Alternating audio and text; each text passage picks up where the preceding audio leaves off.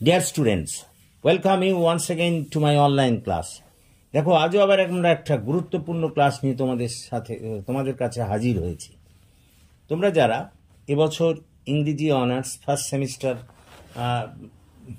পরীক্ষায় বসতে চলেছ কলকাতা বিশ্ববিদ্যালয়ের, তাদের জন্য কিন্তু এই প্রশ্নটি খুব ইম্পর্টেন্ট। দ্য সানরাইজিং থেকে প্রশ্নটি হলো, what is the attitude of the poet towards the sun in the poem the sunrising?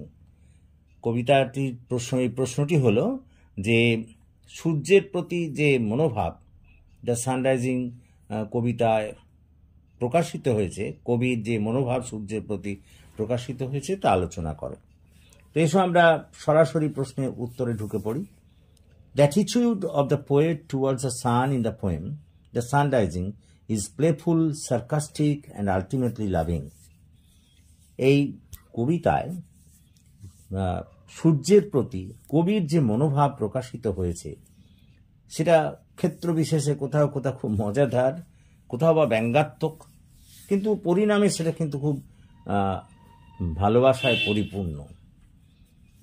The poet addresses the sun in a mocking tone, calling it saucy and pedantic for its habit of rising early in the morning and shining into the lovers bedroom. কবি এই কবিতায় তাদের বেডরুমে অর্থাৎ শয়নকক্ষে সূর্যের আলো পৌঁছানোর যে অভ্যেস সকালবেলায়, সেটাকে খুব একটা ভালো চোখে নেননি, ভালো মনে নেননি। সেই কারণে সেটাকে তিনি ব্যঙ্গ করেছেন এবং তাকে বলেছেন সসি এবং পেদান্টিক।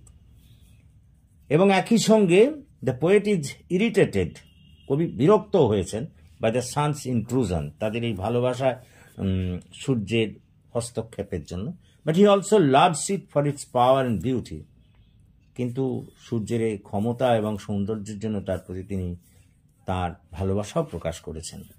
Paragraph, the poet's attitude towards the sun is also one of the defence. আবার সূর্যের প্রতি তার এই যে মনোভাব, তার কিছু কিছু ক্ষেত্রে প্রতিরোধের মনোভাবকেও তুলে ধরে। He refuses to let the sun dictate his life for his love. কতটা বোঝার চেষ্টা করো। তিনি এখানে সানের বা সূর্য তাদের জীবনে এবং ভালোবাসায় হস্তক্ষেপ করুক সেটা তিনি চাননি, তার প্রতিবাদ করেছেন। He tells the sun to shine here no more. তিনি তাদের এই কক্ষে আর তা সূর্য কিরণ দিতে নিষেধ করেছেন।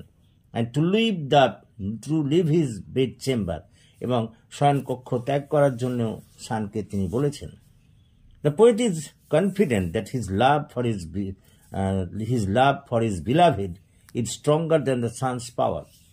কবি এই ব্যাপারে আশাবাদী, মানে একবারে আশ্বস্ত যে তার প্রেমিকার প্রতি তার ভালোবাসা সূর্যের ক্ষমতার চেয়েও কিন্তু বেশি।